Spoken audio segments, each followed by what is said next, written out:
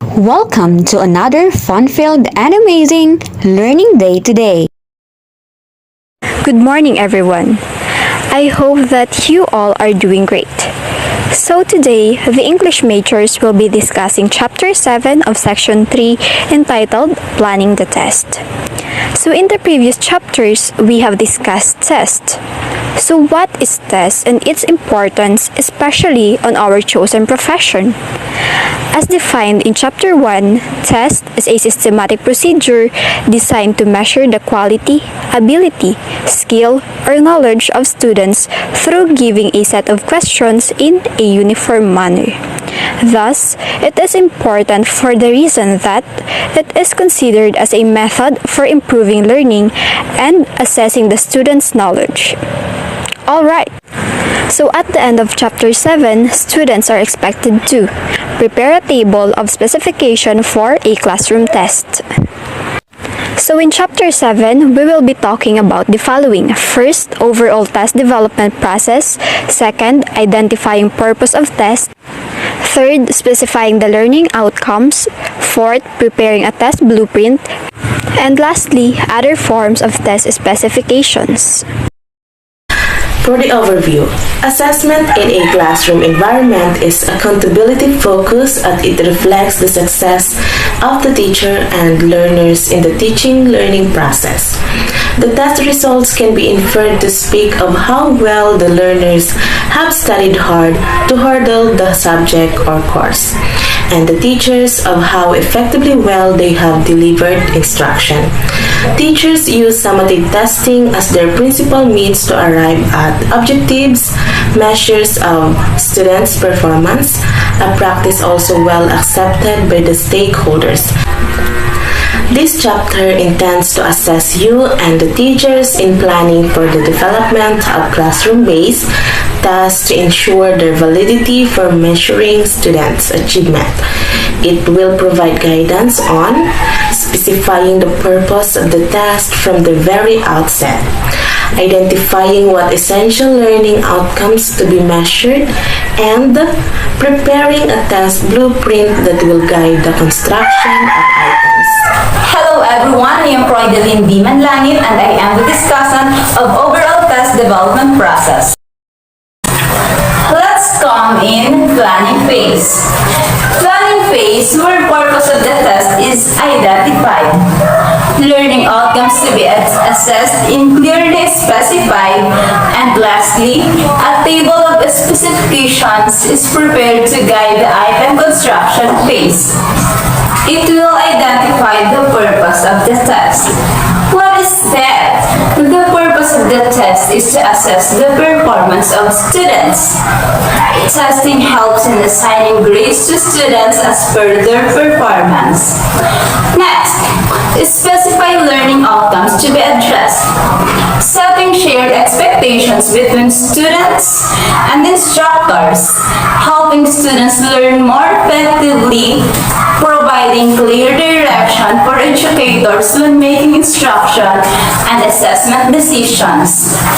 Some example of the specific learning outcomes would be you will be expected to prepare test specification.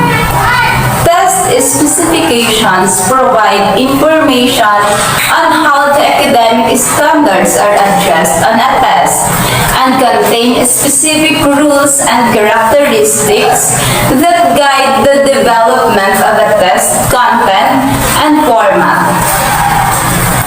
Let's come in item construction phase, where test items are constructed, following the appropriate item format for the specified learning outcomes of instructions. We have construct pool items. An item pool is a collection of test items for a given domain, usually stored in computer memory, along with a list of codes for their attributes. Last, review phase, where items are examined by the teacher or his or her peers. Prior administration based on judgment of their alignment to content and behavior components of the instructional competencies. And after administration, based on an analysis of students' performance in each item. Review and revise item. What is that? It allows us to transfer new knowledge and skills from short-term to long-term memory, and then keep it there. Hello everyone, I am Maria Veronica Gigonoan and I will be the discussant for identifying the purpose of test. In testing, the assessment mechanism's goals are to improve understanding of authentic assessment and assessment principles. It also plans and executes the assessment of learning outcomes for qualified students in accordance with the competencies that will be achieved. The information gathered should be supported by objective truth. In Filipino, ito ay dapat wasto o makatotohanan at mapagkakatiwalaang impormasyon na kapakipakinabang to both learners and teachers. Because assessment should be valid and reliable. Because validity tells you how good a test is for a specific situation and reliability tells you how trustworthy a test score will be. We can draw valid conclusions from a test score unless you know it's reliable. Even if a test is reliable, it is not always valid. The goal of formative assessment is to monitor student learning and provide ongoing feedback that can be used by instructors to improve their teaching and by students to improve their learning. Formative assessments, in particular, help students identify their strengths and weaknesses and target areas that need improvement, as well as help faculty identify where students are struggling and address problems immediately.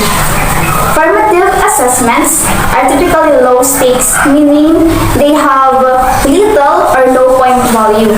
Formative assessments may include requiring students to draw a concept map in class to represent their understanding of a topic, submit 1 or 2 to 3 sentences identifying the main point of a lecture, or submit a research proposal for early feedback.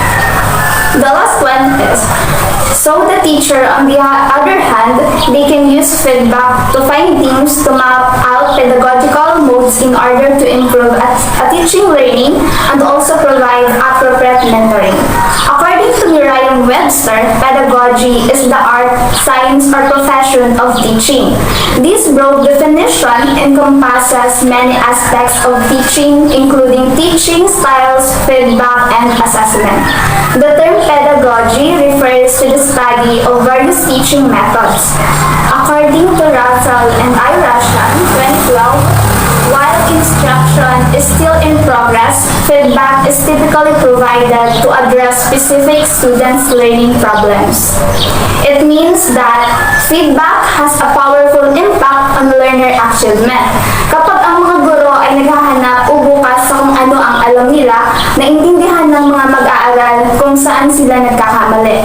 May mga maling akala at hindi nakikibahagi ang pagtuturo at pagkatuto ay maaaring magkasabay at makapangyarihan. Dahil ang feedback ng guro ay ginagawang nakikita ang pagkatuto ng isang mag-aaral. Ang mabisang feedback ay tumutulong sa mag-aaral na pag-isipan ang kanilang pag-aaral at ang kanilang mga diskarte sa pag-aaral upang makagawa sila ng mga pagsasaayos upang mas mahusay ang pag-unlad sa kanilang pag-aaral. Hi everyone, I am Stephanie Inchwalpi Aragon and I am here to discuss what is multiple choice. Multiple choice items, for instance, leave themselves and while detecting and diagnosing the source of difficulty in terms of misconceptions and areas of confusion. Each option of alternative can represent a type of error that students are like to commit. Here's a very sample illustration of a multiple choice item with instructors selected to represent possible errors of students. The item is 9 over 12 minus 2 over 4. The possible answer of the students is A, 7 over 8, error in giving difference both numerator and denominator. B,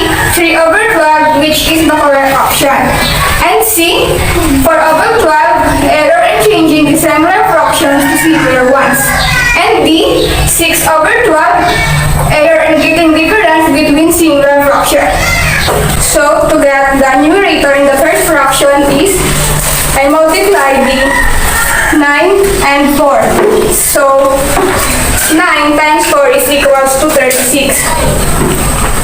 Then, to get the numerator in the second fraction is I multiply the 2 times 12. So, 2 times 12 is 24. Then, to get the denominator, I multiply the 12 times 4. So, 12 times 4 is equals to 48. So, the denominator in the first fraction is both 48. Then, to get the answer is 36 minus 24 is equals to 12. So, the numerator is 12 and the denominator is 48. And 12 and 48 is divisible by 4. So, we divide 12 and 48 to 4. Then, 12 divided by 4 is 3. Then, 48 divided by 4 is 12. That's why the correct option is 3 over 12. Alternative or distractors in selected response items can be in terms of popular falsehood, misconceptions, misinterpretations, or inadequately stated principle. By obtaining the option plausibility of the distractors, the teacher can identify what to reinforce in the lesson follow-up based on the most frequently chosen error. Many teachers use testing as their role means to arrive at objective measures for evaluating students' performance and later for communicating grades to stakeholders. The motivation and the selection of learning competencies to be tested is determined by the teacher's purpose in giving them this. When we say alternative, it consists of one correct or best alternative, which is the answer, and incorrect alternatives known as distractors. In selected response items, as the name implies, are those in which students read a questions and are presented with a set of responses from which they select the best answer. Selected response items are objective and efficient. The items are easy to grade. Some of the most commonly used selected response thus include multiple choice, fill in the blank, true, false, and or matching questions items. Although the selected response can be in terms of popular falsehoods, misconceptions, misinterpretations, or inadequately stated principles that the students may likely adopt. The teacher can identify what to reinforce in the lesson follow-up based on the most frequently chosen plausibility of the distractors. This clearly illustrates a formative use of classroom tests for diagnosing given during the instructional process, and with this goal in mind, the teacher selects the relevant content or skills to be covered in a test with care. In the classroom, teachers use tests as their sole means of assessing students' ability to learn. This is a very effective method for assessing students' subject knowledge and understanding, but it can also be used to assess students' ability to understand concepts in the context of a real-world situation. Teachers can use tests to assess how well students have mastered the material being taught. This is a fantastic tool for teachers because it allows them to see if their students can apply what they have learned in the classroom. Students' performance can be measured by tracking their own progress toward achieving a goal.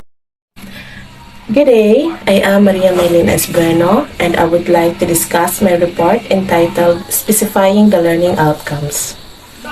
Specifying the learning outcomes. When we say specifying, it means to explain or describe something clearly and exactly.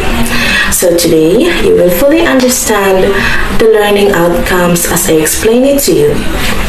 Okay, assessment has changed considerably as advances occur in the field of education and cognitive psychology, particularly in defining learning and its domain.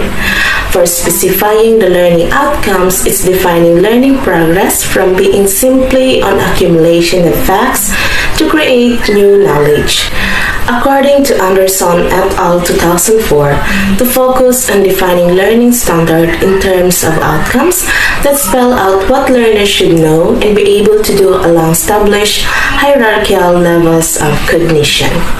It communicates both specific content and nature of task to be performed, and it is also processes for assess, recognize, and address different learning targets defined by the intended outcomes. Considered as learning targets include knowledge, recognizing skills, product, and effects. They are derived from what are essential to be achieved as a result of instructions. Okay, summative tests given at the end of instructional process. So as I mentioned previously, the learning outcomes it progress from the lowest cognitive level to the highest level attainable for the grade. Classroom tests need to be carefully planned to ensure that they truthfully and reliability quantifying what are intended to be measured.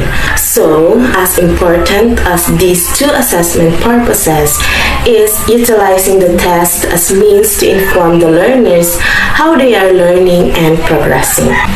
Alright, so there is a question in our mind that is objective and learning outcomes are the same or they are different. Okay, so much confusion exists about the definition of objectives and learning outcomes.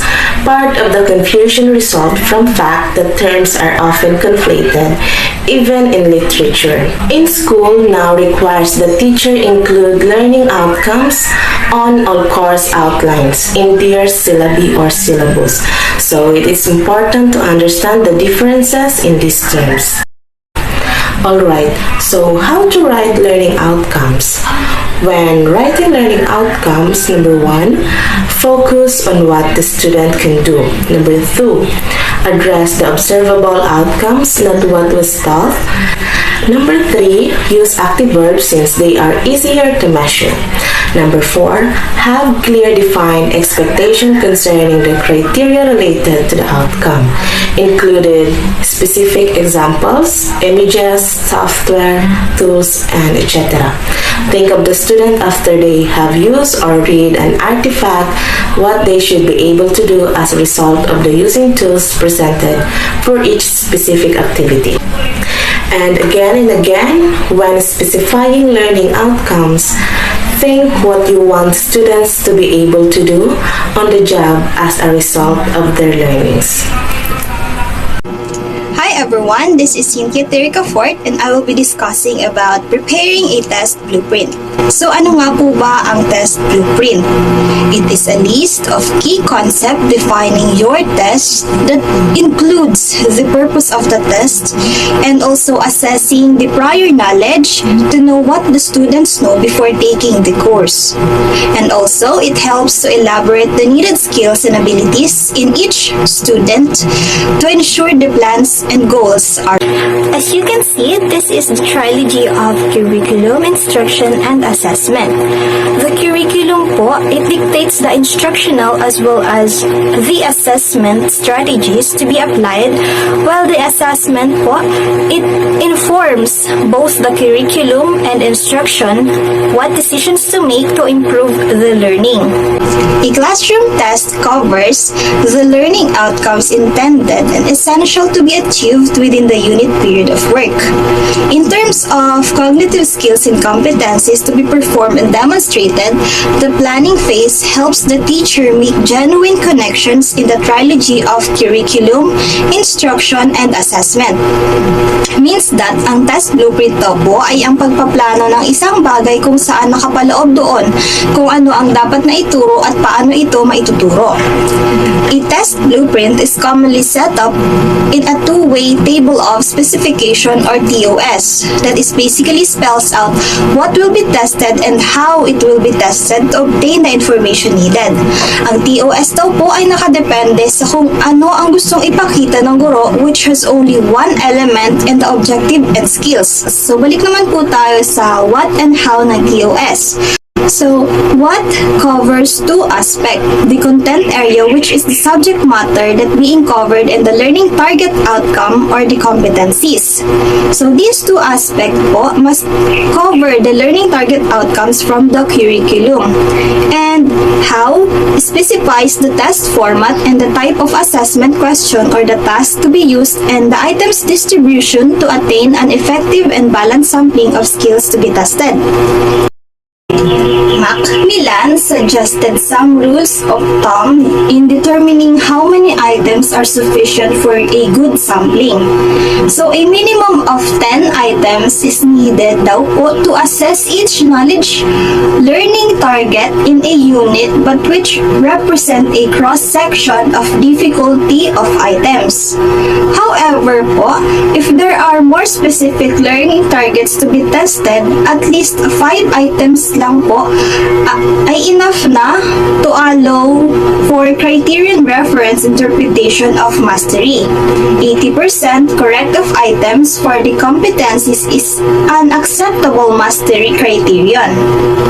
For the test or item format, it has two general types that can be utilized. The objectives test items and non-objective or performance task. Sinasabing ang objectives has item that have a single right or best answer for every item based on a key to correction prepared in advance.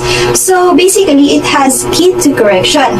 While the performance po, it required the learners to construct, create responses or written or oral performance task. Dito po makikita natin ang pagkakaiba ng objective test items sa curriculum at non-objectives or performance dahil ito po ay gawa ng isang learners o sila po mismo ang magko-construct.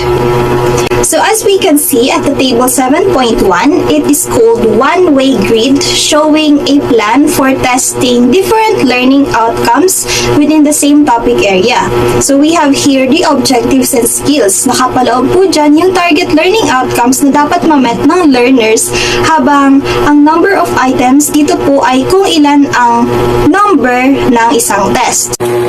My name is Erica Von Arrempilio. I will be the discussant in Table 7.2 and Table 7.3, which is the Sample 2-Week Table of Specification and Expand Table of Specification. So let's come first here in Table 7.2, Sample 2-Way Table of Specification. In this table, the term identify is used in Outcome 1. Identify the statements with errors in verb use, which the learners identify the statements with erroneous application of a rule. In Outcome 2, supply the correct verbs formed in a paragraph is focusing on applying the rule as the learner has to supply the correct verbs formed in a stimulus material like a paragraph. In Outcome 3, prepare a news article reporting a past school activity which demands a higher level of cognition. It requires the integration of different skills, verb, usage, and vocabulary to produce a news article. So, let's come now here in Table 7.3 and expand Table of Specification. It shows an expand TOS by indicating the specific item format to be used in framing the test question. So here in Outcome 1, identify the statements with errors in verb use. It may call for objectives, types like selection, type requiring the response to be selected or recognized from two given choices. So here in Outcome 2, supply the correct verb forms in a paragraph. Supply type can be used with a paragraph as stimulus materials with gaps or blanks representing the verbs to be supplied. For Outcome 3 is a performance task for an authentic writing task of producing a real product or output. So the finished product could be related using grammatical accuracy and clarity of message as criteria for the rubric.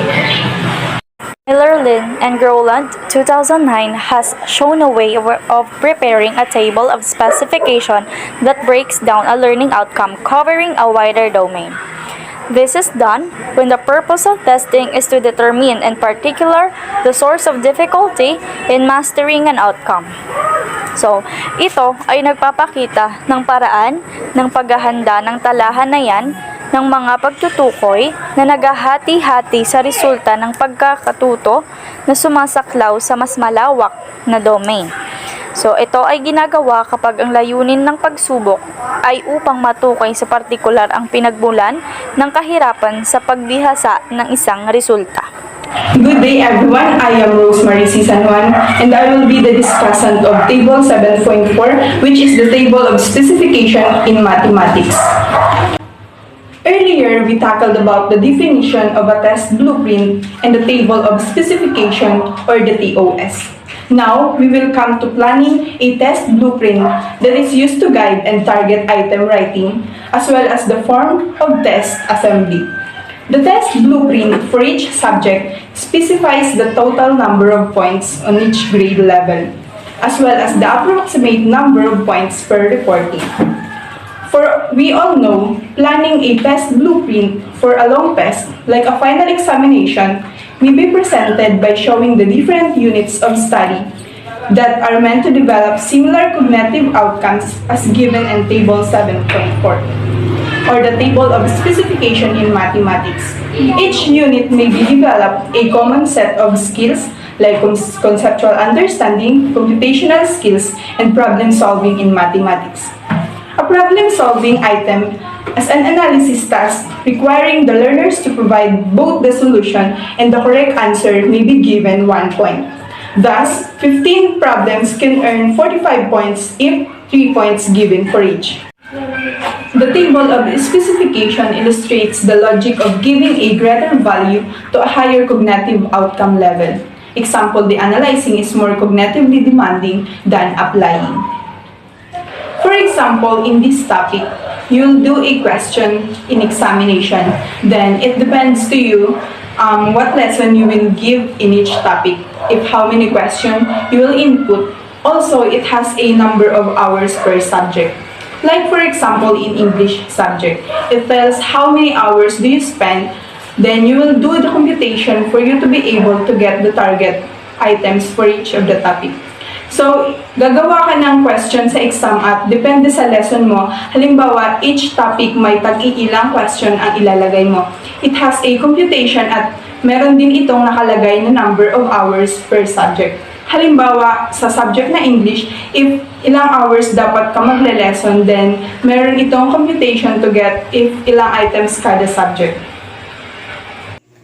For our last topic, we have Justin Claire Laportesa to discuss other forms of test specifications. Table 7.5, Table of Specifications for a Master Test and Subject-Verb Agreement. With this type of specifications, the teachers can easily detect the areas the learners have gained mastery in and those which need additional instructional attention. It will also be easy to set a mastery criterion, example 80% for a test plan this way. This is rarely used, however, for summative testing.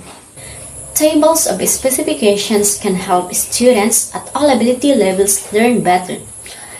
By providing the table to students during instructions, students can recognize the main ideas, case skills, and the relationships among concepts more easily. The tables of specifications can act in the same way as a concept map to analyze content areas. Teachers can even collaborate with students on the constructions of the table of specifications. What are the main ideas and topics? What emphasis should be placed on each topic? What should be on the test? Open discussion and negotiation of these issues can encourage higher levels of understanding while also modeling good learning and study skills.